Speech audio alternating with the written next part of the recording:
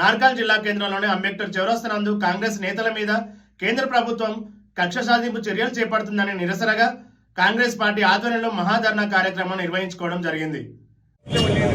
జిల్లా కేంద్రంలో ఈరోజు డెక్కన్ హెరాల్డ్ కేసు సంబంధించి ఏఐసిసి ఆదేశాల మేరకు ధర్నా కార్యక్రమానికి విచ్చేసిన పెద్దలకు, ఇక్కడ విచ్చేసిన కాంగ్రెస్ పార్టీ శ్రేణులకు, నాయకులకు, జిల్లా మూలల నుంచి వచ్చిన కాంగ్రెస్ పార్టీ కార్యకర్తలకు ప్రతి ఒక్కరికి హృదయపూర్వక ధన్యవాదాలు తెలుపుతూ ఈరోజు అందరూ పెద్దలు మాట్లాడడం జరిగింది.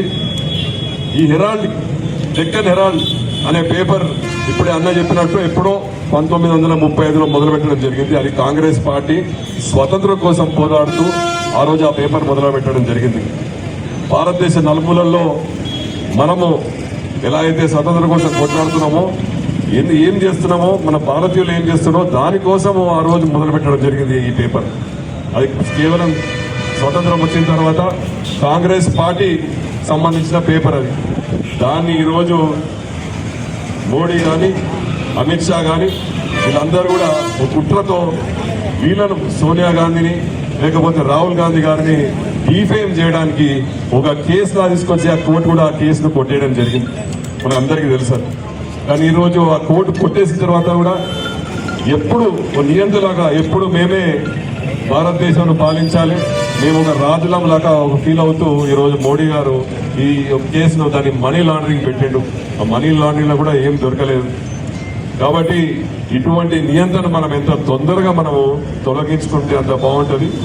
మా నాయకులు సోనియా గాంధీ గారు కానీ, రాహుల్ గాంధీ గారు న్యాయం జరగాలి, దేశంలో బీదవాడికి న్యాయం జరిగేటట్టు చూసేదే కాంగ్రెస్ పార్టీ ప్రభుత్వం. ఈ దేశంలో కులాలకు, మతాలకు అతీతంగా సెక్యులరిజాన్ని కాపాడేది మనకు సేవ్ డెమోక్రసీ, ఇది అవర్ మెయిన్ మోటో. ఇది కాకుండా ఇంకొకటి, ఇప్పుడు మనకు కాంగ్రెస్ పార్టీ నాయకులకు, కార్యకర్తలకు, అభిమానులకు, అన్ని విభాగాల ఫ్రంటల్ ఆర్గనైజేషన్ హెడ్స్ కంతా నా మనవి ఏమిటంటే, మన లక్ష్యం ఒకటే. 2029 లోక్సభ ఎన్నికల్లో రాహుల్ గాంధీ గారిని ప్రధానమంత్రి చేయాలి. It is our motto, it is our target. అందుకే మన నినాదం ఏముండాలి? రాహుల్ జీ ఆప్ ఆగే బడో, హమ్ తుమారా సాత్ హై. ఏమనాలి? ఆప్ ఆగే బడో, హమ్ తుమారా సాత్ హై. ఇది మన ఏమంటారు క్యాప్షన్. కాబట్టి మన నినాదం, ఈ నినాదంతో అందరూ పనిచేయాలి. దయచేసి ప్రతి కాంగ్రెస్ పార్టీ కార్యకర్త, నాయకులు కానీ అందరూ ఒకటే. Everyone is worker, no leader, we are also workers. కాబట్టి మనం అందరం కూడా కార్యకర్తలమే. మన లక్ష్యం ఏంటి? 2029 ఎన్నికల్లో రాహుల్ గాంధీ గారిని ప్రధానమంత్రి చేయాలి. మళ్ళీ మన రాష్ట్రంలో కాంగ్రెస్ పార్టీ వస్తుంది, వచ్చి తీరుతుంది. కేంద్రంలో కూడా కాంగ్రెస్ పార్టీ రావాలి. డబుల్ ఇంజన్ సర్కార్. ఈ డబుల్ ఇంజన్ సర్కార్ వస్తే అన్ని రకాలుగా రాష్ట్రం బాగుపడుతుంది. ఆ నిదానంతో అందరూ కూడా పనిచేద్దాం. ఎవరు ఎక్కువ కాదు, ఎవరు తక్కువ కాదు, ఆల్ ఆర్ ఈక్వల్. ఏదైతే ఈరోజు జరుగుతున్నటువంటి మన కుటిల యత్నం, మన పార్టీని, మన నాయకులను డిపిఎం చేయాలని చూస్తుంది. ఆ మోడీ గారికి అట్లాగే అమిత్ షా గారికి తప్పకుండా గుణపాఠం చెప్పాలి.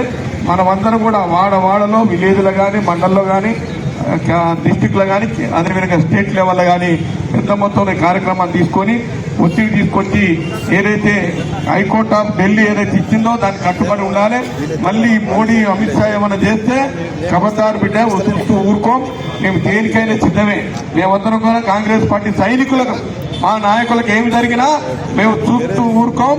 గల్లీలో ఫైట్ చేస్తాం, ఢిల్లీలో ఫైట్ చేస్తాం. గల్లీ నుంచి ఢిల్లీ వరకు మా ఫైట్ ఉంటుంది బిడ్డ. ఇదే మా నినాదం అని చెప్పాల్సిన అవసరం. లాభాల కోసం నడిపేది కాదు. ఆ లాభాలు ఏమైనా తీసుకోవడానికి కానీ, అట్లాగే దానికి సంబంధించిన ఆస్తులు ట్రాన్స్ఫర్ చేయడానికి కానీ, ఆ సంస్థ యొక్క ఆర్గనైజేషన్, ఆ సంస్థ యొక్క బైలాస్ అది లేదు. అంటే అమ్మటానికి కానీ, కొనటానికి కానీ, ఆ యొక్క నిధులు ట్రాన్స్ఫర్ చేయడానికి కానీ, లాభాలు తీసుకోవడానికి కానీ ఆ సంస్థ యొక్క బైలాస్లో లేదు, ఆ చట్టంలో లేదు. లేనప్పుడు మనీ లాండరింగ్ అనేది, మీరు లాభం వచ్చింది, మీకు నిధులు ట్రాన్స్ఫర్ చేసిన అనేది అంటే అర్ధరహిత మూర్ఖత్వం. కేవలం రాజకీయ కోణంలో కాంగ్రెస్ పార్టీ యొక్క ప్రతిష్టను దెబ్బతీయాలంటే కాంగ్రెస్ పార్టీ అధినేత కుటుంబం సోనియా గాంధీ, రాహుల్ గాంధీ యొక్క ప్రతిష్టను దెబ్బతీస్తేనే కాంగ్రెస్ పార్టీ దేశంలో లేకుండా పోవాలని వాళ్ళ యొక్క దుష్ట ఆలోచన. అంటే మిత్రులు చెప్పినట్టుగా ఒక వ్యక్తిని కానీ ఒక కుటుంబాన్ని కానీ ఒక సంస్థ పైన ఆరోపణ చేయాలంటే వాళ్ళ గత చరిత్ర చూడాలి. గత చరిత్ర స్వాతంత్రం కోసం దశాబ్దాల పాటు జైలు ఉంది, స్వాతంత్రం కోసం వాళ్ళ యావదాస్తిని దారదత్తం చేసి దేశం ముక్కలు కాకుండా ఉండడం కోసం దేశం సమగ్రంగా ఉండాలని చెప్పని ఆనాడు ఇందిరాగాంధీ ప్రాణాలు కోల్పోయింది. ఆ తర్వాత దేశ సమగ్రత కోసం అంతర్జాతీయంగా ఖ్యాతి గడించాలని, దేశం పటిష్టంగా ఉండాలనే ఆలోచనతోటి ఆనాడు రాజీవ్ గాంధీ కూడా లాస్టింగ్లో మరణించడం జరిగింది. అంటే ఇంత స్పష్టంగా చరిత్ర కళ్ళకు కట్టొచ్చినట్టుగా ఉన్నా కూడా ఇంతటి దుర్మార్గంగా తప్పుడు తీర్పు బనాయించి చేస్తూ ఉంటే 100% యావత్ జాతి భారతావని పార్టీల ఖచ్చితంగా దీన్ని ఖండించాల్సిన అవసరం ఉంది. ఈ దుష్ట చర్యలను బీజేపీ దుష్ట చర్యలను ఖండించాల్సిన అవసరం ఉంది. ఎందుకంటే మన బాధ్యత, మన ధర్మం కూడా. అందుకే ఇది ఒకవైపు మనం చూస్తూ ఉంటే సోనియా గాంధీ పేరును, సోనియా గాంధీ కుటుంబాన్ని అభివృద్ధి చేయడం కాదు, మహాత్మా గాంధీ పేరు కూడా లేకుండా చేయాలన్నటువంటి ఆలోచనతో ఈ మధ్యనే 100 రోజుల ఉపాధి హామీ పథకం, అంటే అది గొప్ప పథకం. భారతదేశంలో 140 కోట్ల జనాభా ఉంటే తరతరాల నుంచి ఎటువంటి ఆధారం లేని వాళ్ళు 3 పూటల తిండి కోసం వాళ్ళకి 100 రోజుల పని తీసుకొస్తే కేంద్ర ప్రభుత్వం సంవత్సరానికి 1,00,000 కోట్ల రూపాయలు ఖర్చు పెట్టే స్కీమ్ తీసుకొస్తే అన్నాడు సోనియా గాంధీ గారు 2005వ సంవత్సరంలో. ఆ స్కీమ్ కూడా 100 రోజుల పథకాన్ని కూడా నీరుగార్చే కార్యక్రమం చేసి 1,00,000 కోట్లలో 40,000 కోట్లు కోత విధించారు. అంటే 40,000 కోట్లు రాష్ట్రం భరించాలని చెప్పి.